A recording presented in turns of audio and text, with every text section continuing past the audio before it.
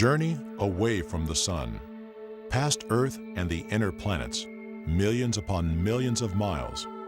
It's here that giants lurk, Jupiter and Saturn, spheres so cold and distant that the sun is no more than a tiny beacon in a vast twilight.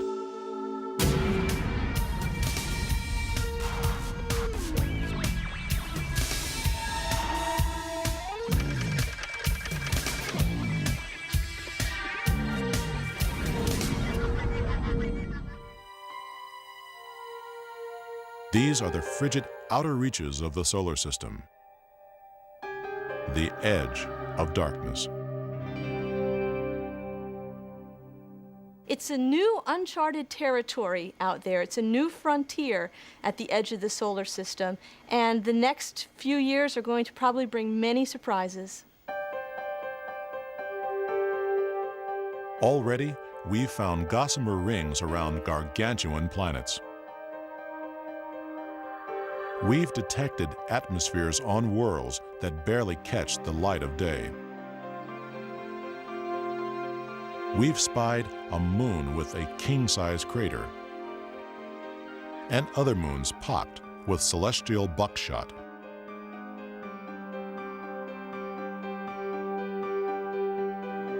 We've seen a planet-sized moon with an icy crust cracked like an eggshell. And beneath it, possibly an ocean warmed by volcanoes and supporting life. The outer reaches are weird and wonderful. Lakes of liquid methane on a moon that resembles early Earth in deep freeze. A moon that spews brimstone. Another that vents nitrogen. Exotic and eccentric moons. Moons, however rugged, that are mere slaves to their gigantic masters. Masters like Jupiter, a gas bag so big it could swallow every planet and moon of the solar system and still have room to spare. Farther out, Saturn and its spectacular rings, the show-off of the planets.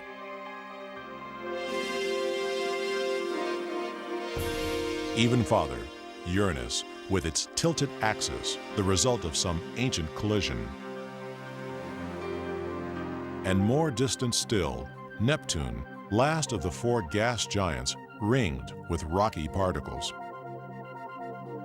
But there's yet another planet that may not be a planet at all. Its crazy elliptical path occasionally takes it inside Neptune's orbit, a planetary joker. Close in toward the sun are the terrestrial planets, the planets that are made of rocks and silicates, like the Earth.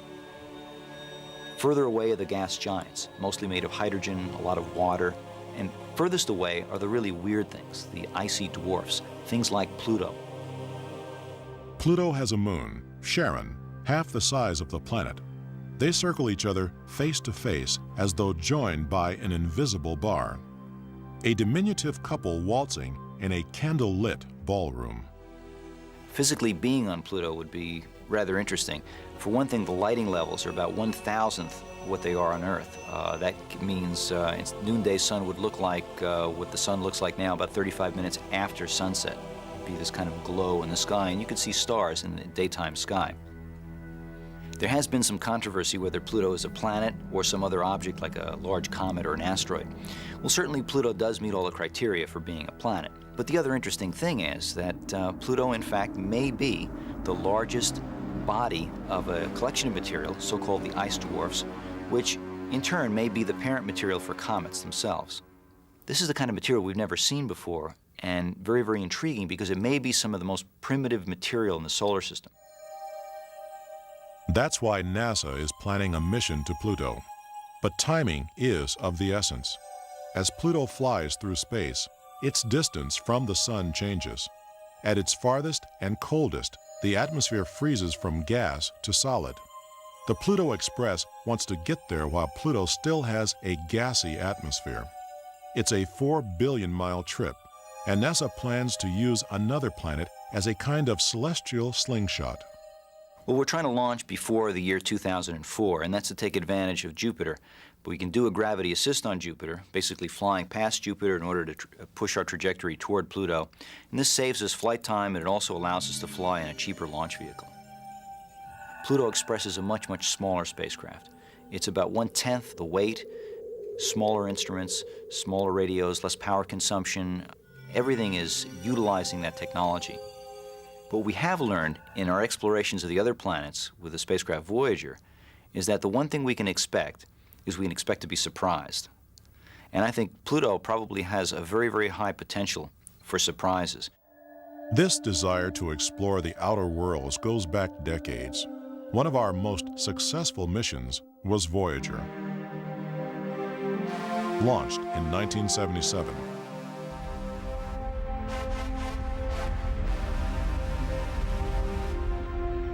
Voyagers 1 and 2 have traveled billions of miles into space, and Voyager 2 is still sending back data. The Voyagers were our first real close-up exploration of the outer solar system. They were designed as flyby missions, in other words, a quick look and detailed pictures of the outer planets, Jupiter, Saturn, Uranus, and Neptune. It was a long journey to the outer planets. The Voyager twins used Jupiter's gravity to accelerate and redirect themselves. Saturn also was a stepping stone, but here the two craft parted company. Voyager 1 moved away from the solar system, while Voyager 2 traveled on to the remote outer planets.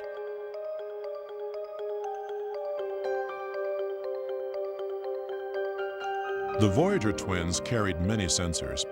The most valuable of these were the TV cameras that in 1979 recorded the king of planets, Jupiter. Jupiter is surrounded by courtiers. 16 moons spin around in the Jovian kingdom. The Voyagers sent back images of moon shadows playing across the great planet's face. Voyager also witnessed firsthand the storms that raged in Jupiter's atmosphere. Angry clouds of gas in perpetual turmoil race around the equator. One storm is thousands of miles across, a huge swirling vortex of gas. It's the Great Red Spot.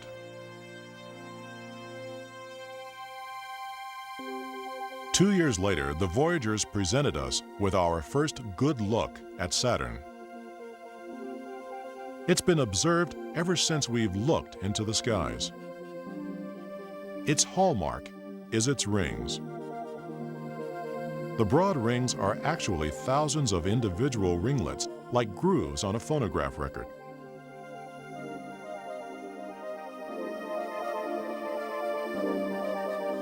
Different sized particles show up as different colors.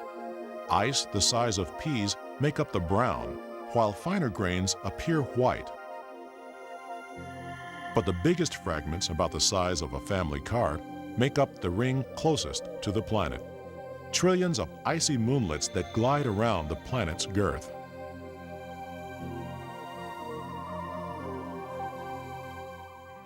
Staring into space toward these rings from Saturn's cloud tops, everything seems serene. Nothing could be further from the truth. Saturn's storms are of epic proportions. Just like our own planet Earth, Saturn is tilted over on its axis about 23 odd degrees. This means that it has distinct seasons as it travels around the Sun once every 30 years.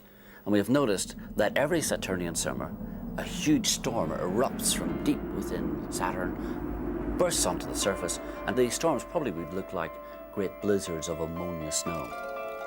Life would perish in seconds here. Saturn's a typical gas giant with chemistry unlike anything on Earth.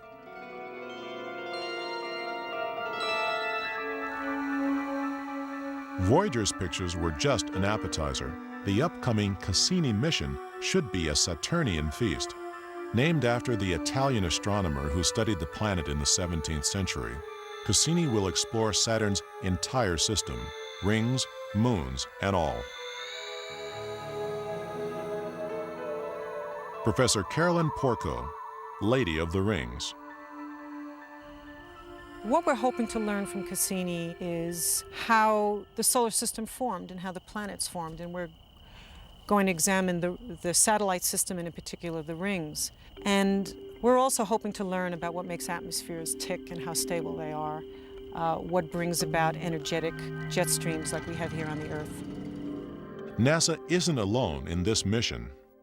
There are 17 countries involved in Cassini.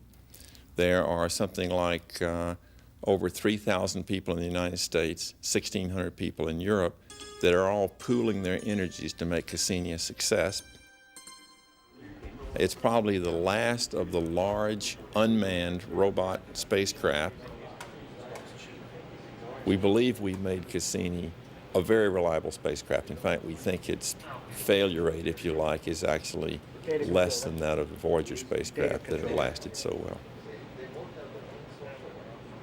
The Voyagers will be a hard act to follow, but Cassini, with its superior instrumentation, has 2 decades of advances in technology on its side.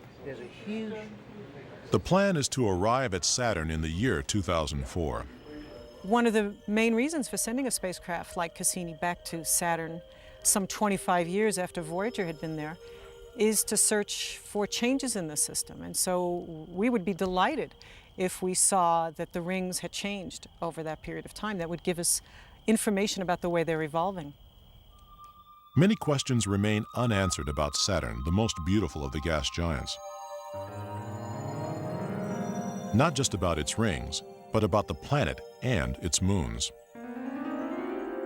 Saturn's largest moon, Titan, is the source of most speculation. Titan is the only satellite in the whole solar system that has a substantial atmosphere, and its atmosphere is believed to be similar to the atmosphere that we had here on Earth prior to the emergence of life. Titan's orange hue comes from a primitive cocktail of gases.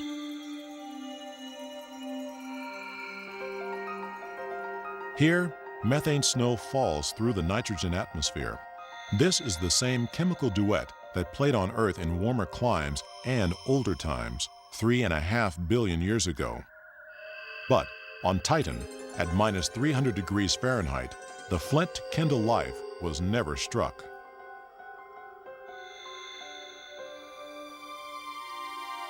Cassini will send the probe down through the noxious atmosphere of Titan. Looking at this primitive, frozen Earth, it will be our telescope through time. For 2.5 hours, it will peer through the veil of Titan's atmosphere.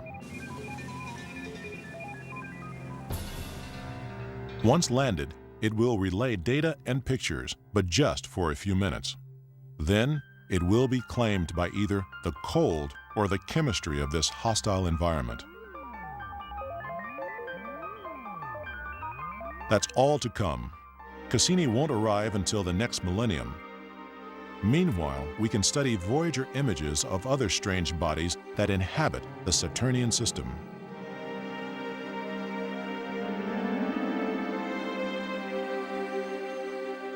One of the spookiest is Mimas, another of Saturn's moons.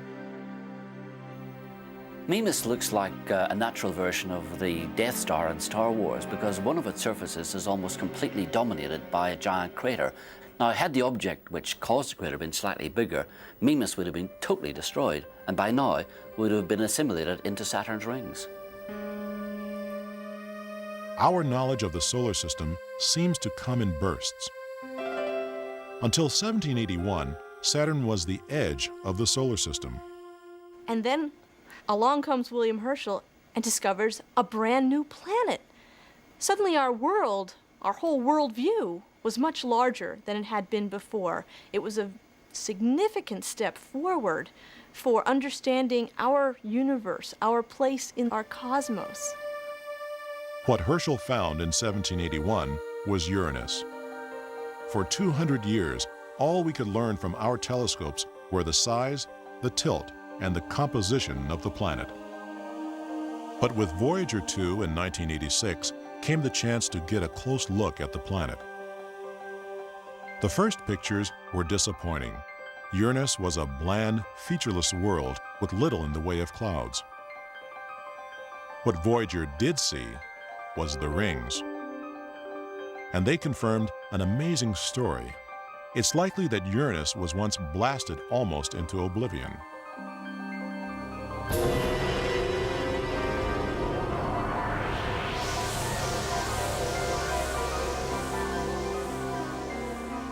But before the planet became history, a residual core had enough gravity to pull most of the pieces back together into the planet we see today. Its outer rings are the evidence of that cataclysmic event.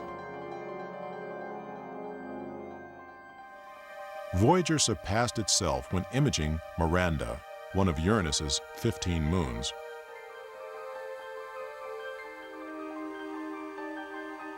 Only 300 miles across, it has plateaus, canyons, cliffs, and craters, a crazy collection of surface features all packed into one small moon, and all seen in amazing detail by Voyager.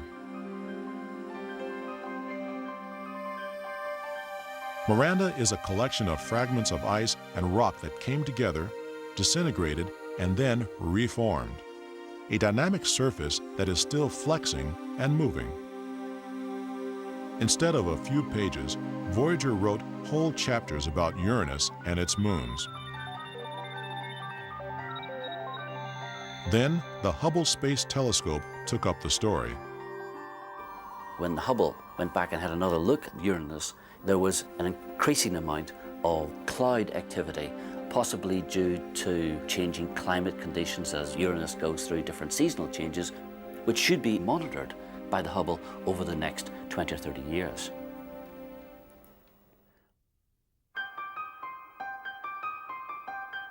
As we struggled to look further into space, observation gave way to calculation. A new planet was predicted before it was actually observed. Uranus kept changing speed, suggesting that something big was pulling on it. It was Neptune, predicted before it was seen by a German telescope in 1846. On the last leg of its odyssey, Voyager flew past the Neptune system. The date was August 24, 1989.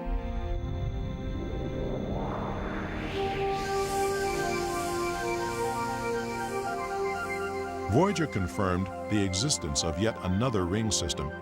Its images allowed us to paint this picture. The craft came within just 3,000 miles of the cloud tops, its closest planetary encounter. Voyager revealed marvelous, dynamical systems of bright clouds, dark clouds, bands, belts, all sorts of very interesting cloud structure on the planet. Those expecting a dull, frozen planet were in for a surprise. Neptune was alive with colorful weather systems, winds raging at over 1,000 miles an hour, storms that appeared as vast blue spots, one of them larger than the Earth. But 5 years later, Voyager's great storm had gone. In 1994, Hubble found a new one, but in the northern hemisphere. Neptune's moon, Triton. It orbits the planet in the opposite direction of most moons in our solar system. This suggests Triton is an orphan captured and adopted by Neptune, an odd couple, a blue gassy giant, and a frozen icy moon. Voyager saw the coldest body in the solar system, Triton, a moon at minus 400 degrees Fahrenheit. Here, ice is as hard as steel. The lines, hundreds of miles long and about 10 miles wide, are collapsed ditches. Smooth areas, possibly frozen lakes. And there are few craters, evidence of a young exterior being actively renewed. The black streaks come from the moon's strangest features, its geysers.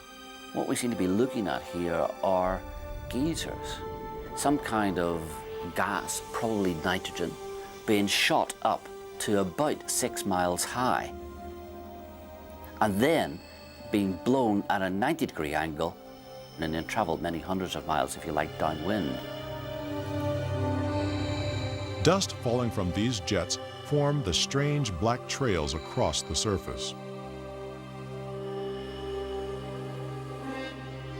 This was the last body in our solar system seen by Voyager. It gave us wonderful glimpses of faraway places.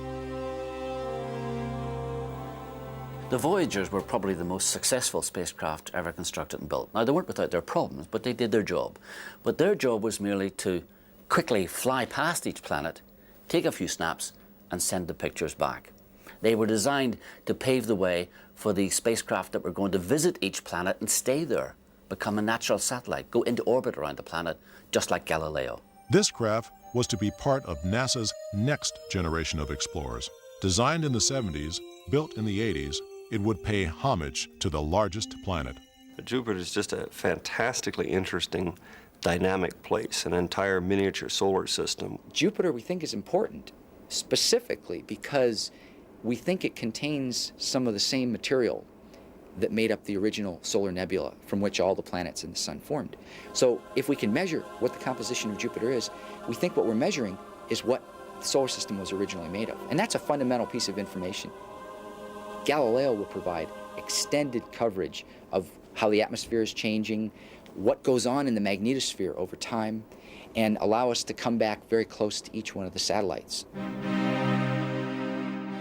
Throughout the 70s, scientists at the Jet Propulsion Laboratory were designing the most ambitious exploration of the Jovian system. Galileo would ride on a powerful liquid-fueled rocket, the Centaur booster, on a fast trip to Jupiter. Both Galileo and Centaur were to be lifted by the space shuttle into Earth orbit.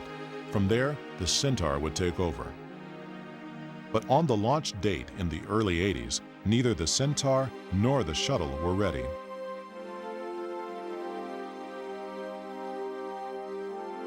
The bright, optimistic days of Galileo's early construction were eclipsed by setbacks.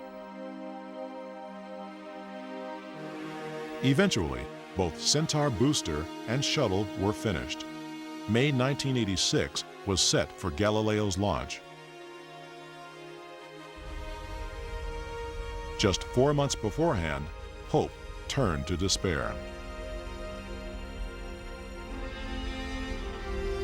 In January 1986, tragedy befell the Challenger.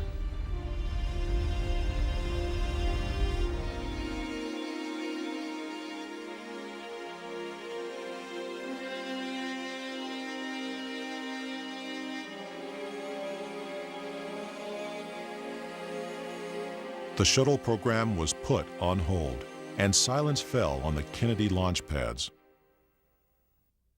Liquid-fueled rockets were banned from the shuttle's cargo bay, and so Galileo's Centaur booster had to be abandoned.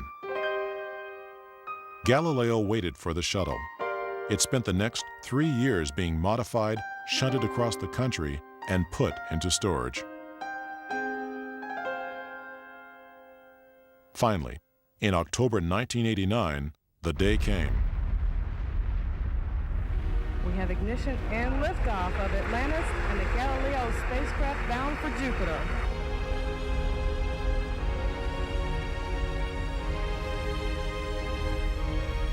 The spacecraft is a part of us. It's the extension of us. And maybe it's true that the nerve endings are not at the spacecraft, but our emotions are on that spacecraft. Absolutely. TV1, Houston. Prime Houston. The spacecraft is stable. Galileo is on its way to another world. Roger, Atlantis, we copy. That's great news. Thanks. 6 days after launch, Galileo and shuttle parted company. But with no powerful Centaur to take Galileo directly to Jupiter, a roundabout path was needed. Galileo would swing by planets and asteroids, picking up speed and direction with each encounter, winding itself up for the final slingshot.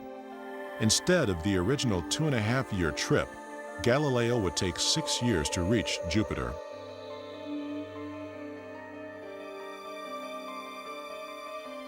But NASA took advantage of these flybys. The surface chemistry of the dark side of the moon was compared to the light side.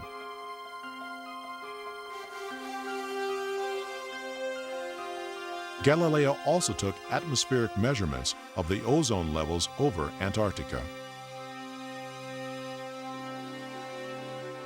But things were going wrong again. Just as the craft was leaving Earth for the final time, the high-gain antenna refused to open properly. The awful truth dawned on NASA. With the antenna stuck, Galileo was virtually useless. The high-gain antenna was really its primary communication tool with the Earth, which of course is hundreds of millions of miles away. And it was designed as a huge dish to send back huge amounts of data.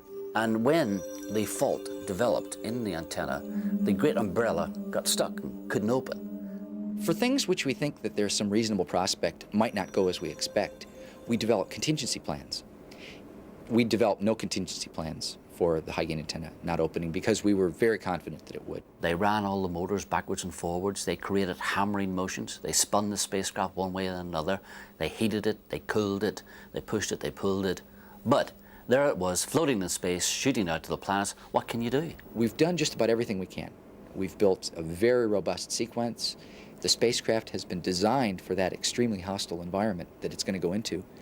And there's not much else we can do but sit back and worry at the moment. But it never did open properly. All of those years of storage, all of those journeys across the U.S. had taken their toll. Now, instead of sending back a picture every few minutes, Galileo would trickle out only enough data for one picture every week. But what is it about Jupiter, this huge ball of gas, that attracts all this interest? Jupiter's big.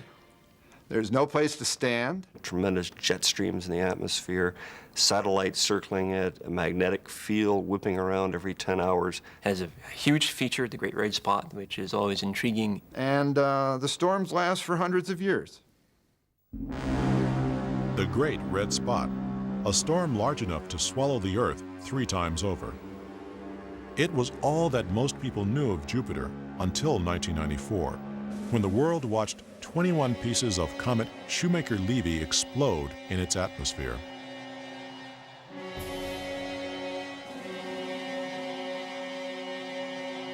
They were fragments of a comet torn apart by a close scrape with a giant planet 2 years earlier.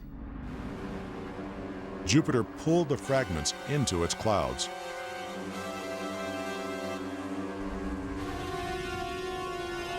These fragments disintegrated in huge explosions in the upper atmosphere.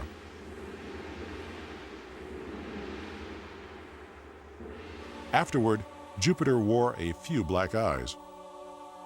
Some expanded to the size of our planet.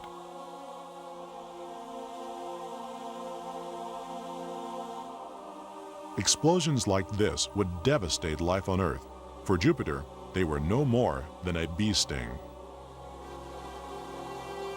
At the time of the Shoemaker-Levy impacts, the Galileo spacecraft was well on its way to Jupiter. Since Galileo's launch, computing power had mushroomed.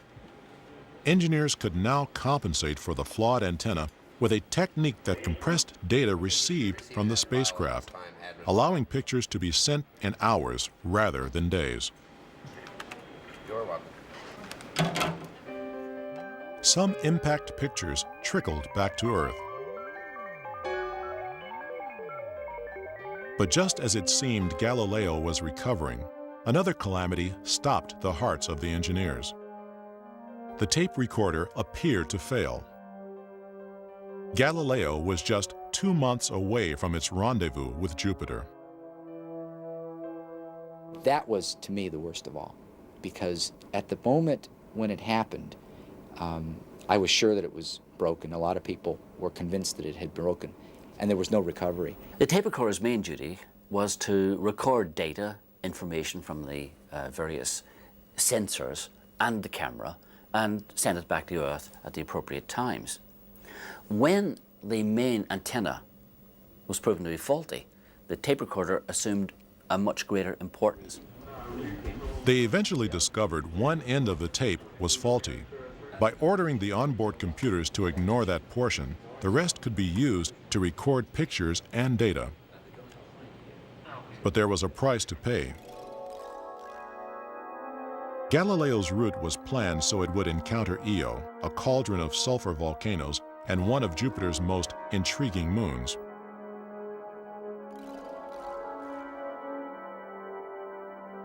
But the fault with the recorder forced a shutdown of the cameras. Galileo flew blind past the moon.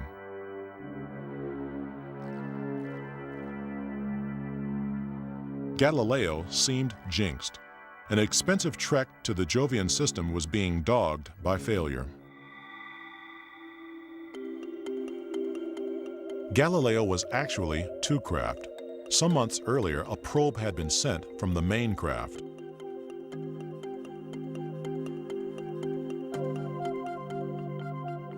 The main craft would go into orbit around Jupiter, while the probe would plunge into the Jovian atmosphere. It was on a one-way trip to vaporization. December 1995, and the probe's about to have its 60 minutes of glory, zipping as much information as it can back to the orbiter before being fried. The probe entry into the atmosphere is the most difficult planetary entry that we've ever attempted. The probe will hit the atmosphere at 106,000 miles an hour. That would take us from the west coast of the United States to the east coast in under 2 minutes. Hurtling down toward the planet, could the probe endure such a drastic deceleration? Crashing into the Jupiter atmosphere at that speed would resemble this kind of impact. Would the craft survive? Would the sensors operate? Would the data get back to the orbiter? I am coming to Judgment Day. That Thursday, the 7th of December, for me was Judgment Day. The next day, I was going to be in heaven or hell. There was no two ways about it.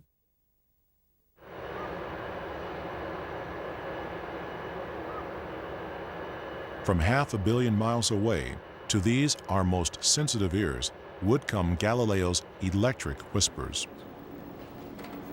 These dishes were to listen for the signals from Galileo as its atmospheric probe underwent its hour of judgment. Scientists here would be the first to know its fate. Goldstone Tracking Station focused, listened, and waited as the hour for the probe's entry drew near. December 7th, 1995, and Galileo's ambitious foray to Jupiter is attracting worldwide attention. Print reporters are here. So is TV.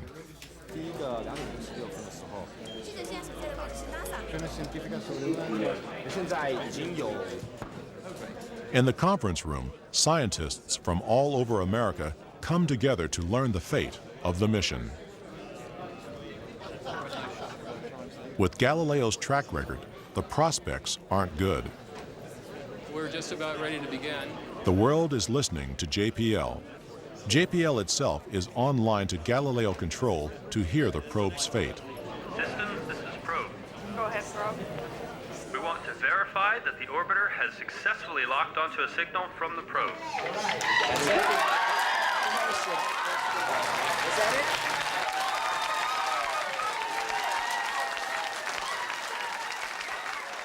The atmospheric probe was transmitting. Things were looking up. Oh, this is stunning. This is a testimony to the ingenuity of the brilliant scientists and engineers that have worked on this program. They went through the perils of Pauline, of losing a launch vehicle, of losing the high-gain antenna, having a problem with a tape recorder, but they did it anyhow. The little probe made the most spectacular kamikaze dive in history. In under a minute, the atmospheric drag reduces its speed by 40,000 miles per hour. Its heat shield sears at 21,000 degrees Fahrenheit. Another minute, the parachute is deployed. The speed is down to 19,000 miles per hour. Another 10 seconds, and the protective cocoon is jettisoned.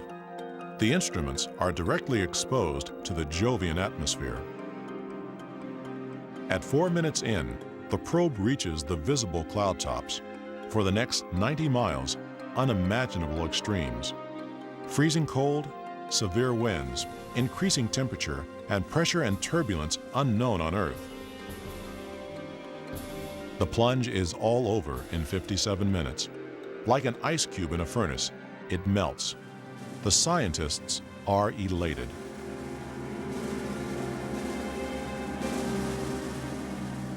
What we learned today was that the probe survived entry and data is on board the orbiter to tell us about Jupiter, data we've never collected before. The probe measured the winds, measured the chemical constituent, measured water, searched for lightning, and measured the amount of light as the probe descended into the atmosphere. And we found that the winds, which at high altitude on Jupiter are very, very strong, 300 miles an hour, those winds don't die off as you get deep in the atmosphere. They, in fact, get a little stronger, if anything. That's one of the things that tells you, is that the atmosphere of Jupiter is being driven from its fundamental energy sources by energy from within Jupiter, not just from absorbed solar energy at the very top skin of the atmosphere. We expected that water would be the third most abundant molecule in the atmosphere after hydrogen and helium. In fact, the probe found about 5 times less water than we expected. And that could either be because Jupiter's a dry planet or because the probe hit a dry spot. But then, of course, the question is, why should that dry spot persist in spite of all the mixing and activity that's going on in the atmosphere? We're still arguing about that one. But far more is to come. The Galileo spacecraft will slot into orbit around Jupiter, aligning itself for the main part of its mission. The Galileo spacecraft can be directed by the information, particularly the images that amateurs and professional astronomers have gathered over a long time. We send reports on our observations to Dr. Glenn Orton at JPL for liaison with the Galileo team. The advantage of Jupiter for amateurs is that the really important characteristic features are big enough to be seen with an amateur telescope. So one can see, for instance, dark spots in the equatorial region. And it was one of those that the Galileo probe went into, and we were able to follow that dark spot for several months before Galileo arrived. So we can give them information that they may actually find useful in planning spacecraft activities. John is a particularly good amateur astronomer in the sense that he helps us collect data from other people as well. So John serves as a conduit, particularly among British amateurs, but also on an international scale. One of the ways in which we get the information from John is through the internet, and that's actually very good for us. We can use it almost immediately and see it almost immediately. No Earth-bound telescope could get pictures as good as these. The Great Red Spot, as seen by Galileo. High-resolution images give this astoundingly detailed view of the long-lived storm system.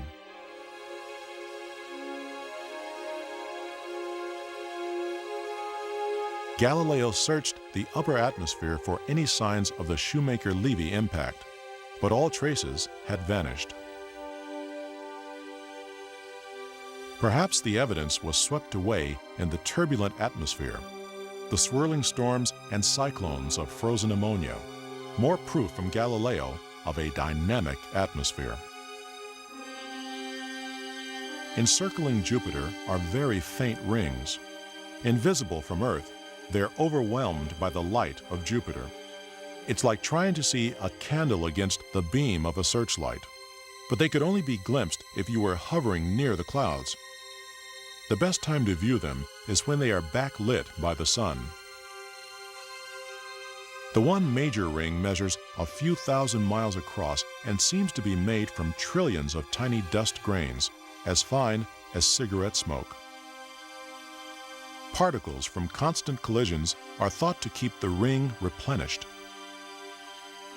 Galileo captured Jupiter's rings, but the spacecraft has other appointments to keep. December 1995.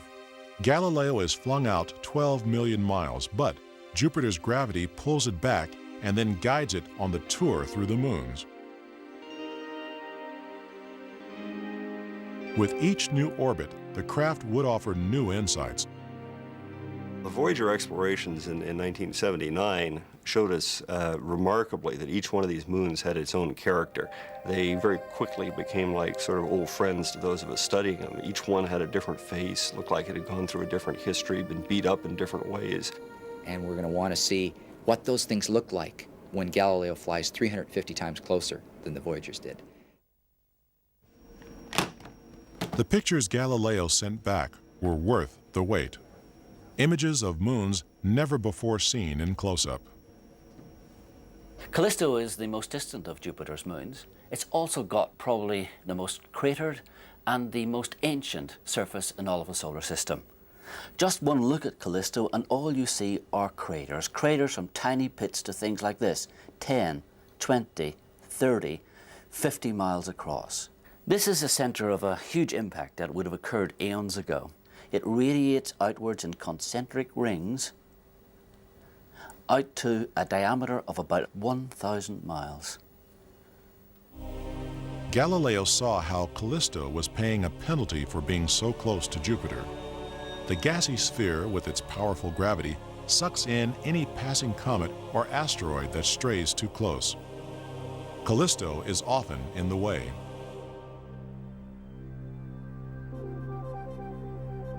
In contrast, Europa showed a face completely unlike Callisto's. Europa's lack of craters suggests a young surface made up of fresh material. Cracks seem to show where the moon's crust shifted, allowing liquids to well up from below. The most intriguing thing about Europa are the series of thousands of lines that crisscross its surface, rather like a whole highway system. From the shots of Voyager and from far away in Galileo, these lines appeared single. When you look at them in close-up, say through the more detailed pictures of Galileo, we see them as double. Now, the reason for this seems to be that we're looking at a place where water or a liquid has come up through a crack in the surface, flowed outwards, and re-solidified or frozen. And what we're looking at is probably a kind of a levee. And the levees, or the cracks, are in the order of 400 to 500 feet across. Europa may hold our solar system's biggest surprise: life. Not on its surface, but 60 miles beneath. As on Earth, there may be warm oceans with volcanic vents where creatures cluster around, feeding on the nutrients. Surely the next spacecraft to Europa should carry a tiny robotic submarine. Sandwiched between Europa and Jupiter is Io, unique in the solar system, for at its heart is hot, molten sulfur that feeds volcanoes, very strange in this icy realm of frozen gases. Io, where black sulfur marks volcanic vents. Red ash surrounds them and yellow brimstone lava flows in the valleys. A beautiful colored patchwork, but there's always a dynamic volcano to be found. The most obvious manifestation of the volcanism that we see are the active volcanic plumes that we see best against black sky on the bright limb. At least one of Io's volcanoes seems to have trouble keeping put. Prometheus is an active volcanic plume that we saw during Voyager, and very recently from the Galileo images we saw that, lo and behold, Prometheus is still active. It looks roughly the same, only we were surprised to look and notice that it wasn't quite at the same place. It's actually migrated about 75 miles to the west of its previous location. And this is very unusual. On Earth, volcanoes don't move around like this, but on Io, apparently they do. Fountains of sulfur. A plume shoots 150 miles into the sky. A flight over Io would be a magnificent experience. The way in which the active volcanic eruptions respond to the Ionian environment, and that they're very large, that's because of the virtual absence of an atmosphere as well as the lower gravity on Io, so they look very different. With no wind to blow the red ash away, it falls in neat rings around the black vent. This volcanic activity is driven by heat from a strange source. The reason why Io is so volcanically active is because of tidal heating from Jupiter and also from the periodic tugs of Europa and Ganymede, the next two satellites outward from Io. And these bodies together perform a gigantic tug of war. And just as when you bend a piece of metal back and forth, it gets hot, Io is being stretched back and forth and getting hot. Io, the only body in the entire solar system, apart from Earth, to be volcanically active. Io is a fascinating experiment in planetary chemistry and physics, where we take a planet, essentially, and heat it intensely and watch what happens. For the little spacecraft that could, there is no rest. Galileo goes on to Ganymede. Over 3,000 miles in diameter, this is the largest moon in the solar system. It's a mixture of ice and rock. Galileo made a number of passes, and at its closest, the craft came within just 200 miles of Ganymede's frozen surface. This is a Galileo close-up of the moon Ganymede. It's dominated by a fresh, young crater just a couple of miles across. And we can see to this side of it a dark area of material that was thrown up whenever the crater was formed by an impact some time ago. But overall, this picture is rather intriguing because it kind of looks like a close-up of, let's say, an elephant skin. It looks as if it has been pushed and pulled and wrinkled. And that's what we think has happened to the surface of Ganymede. It has been pushed and pulled and wrinkled by forces that we would think of as being ice quakes. Ice quakes? Galileo returned surprising images of fault lines as it scanned Ganymede's heavily disrupted surface. It's a surface furrowed into a crisscross of ridges and troughs. The whole of the moon appears to be ice blocks that constantly slide and shift past each other. One of the close-up images of Ganymede from Galileo revealed a rather beautiful line of craters running right across the surface. Now, this was probably caused by a rain of cometary debris, rather like the impact of Shoemaker-Levy 9 on Jupiter. By tracking Galileo precisely as it flew past the moon, scientists made a remarkable discovery. Ganymede had properties that made it more like a planet than a moon. As Galileo flew past Ganymede, it detected signs of a magnetic field. This is most unusual, a magnetic field inside the magnetosphere of the giant planet Jupiter. The magnetic field tells us something about what goes on inside the core of a planet, or in this case, the moon. These results have allowed scientists to build a picture of the internal structure of the moon. Beneath a thin crust is an icy shell about 500 miles thick. Under that is a molten rocky mantle. At the heart is a dense metallic core. Together, the core and the spinning mantle produce a magnetic field. The soaring whistles and static in one of Galileo's sensors were the telltale signals of the magnetic field.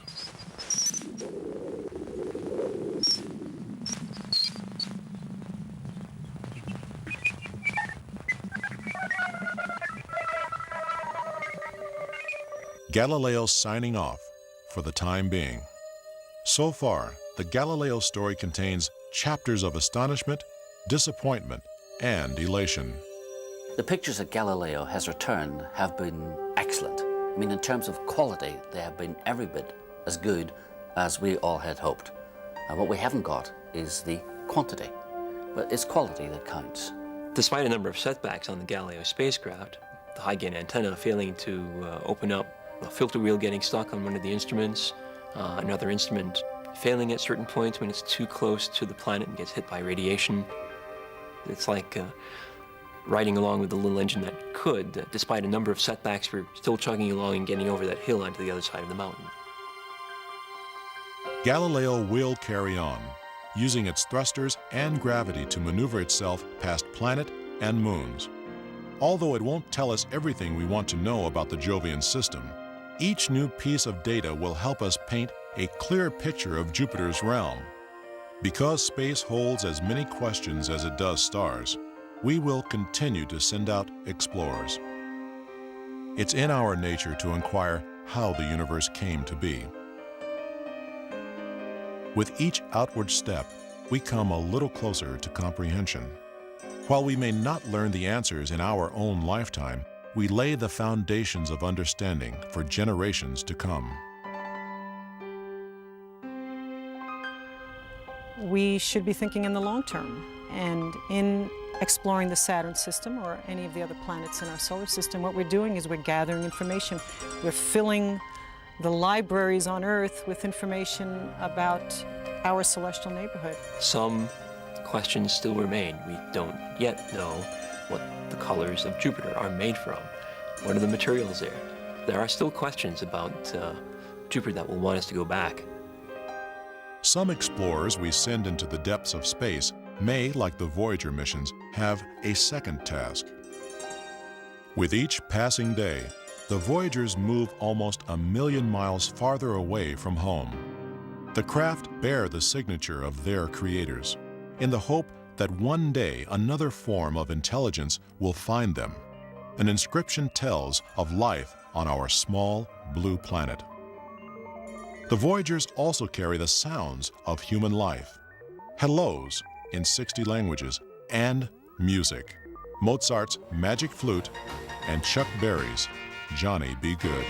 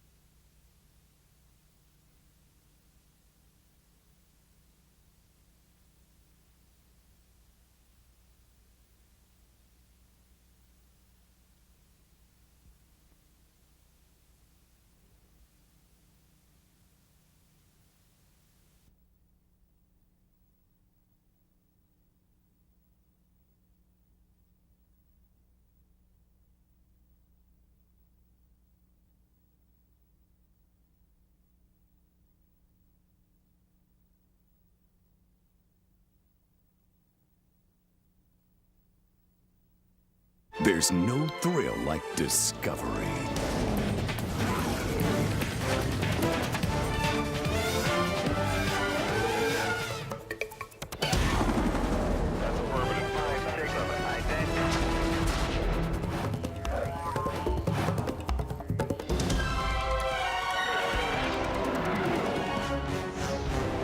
The Discovery Channel. Explore your world.